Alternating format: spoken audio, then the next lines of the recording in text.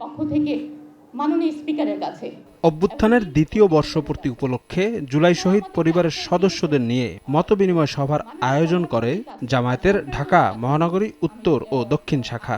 আপনারা দেশকে এই সংকট থেকে মুক্ত করেন। এ সময় নানা বিষয়ে সরকারের সমালোচনা করে বক্তারা বলেন, রাষ্ট্র পরিচালিত হচ্ছে বধির ব্যক্তিদের মাধ্যমে। এ সময় জামায়াত সেক্রেটারি হুঁশিয়ারি দেন, গণভোটের রায় নিয়ে সরকারকে তিল পরিমাণ ছাড় দেবে না তার দল। জাতির জন্য দুর্ভাগ্য, এমন একটি বোবা বধির সরকার এখন ক্ষমতায় আছে যার কানে কথা যায় না, শহীদ পরিবারের মায়ের সন্তান হাজার বেদনার কান্না শুনতে পায় না।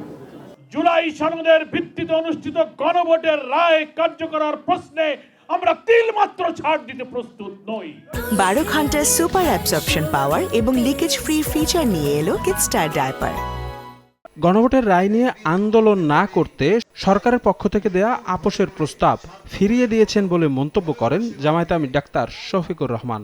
অভিযোগ করেন, প্রশাসনে দলীয়করণের মাধ্যমে আবারও বৈষম্যমূলক কোটা প্রথা ফিরিয়ে আনা হয়েছে।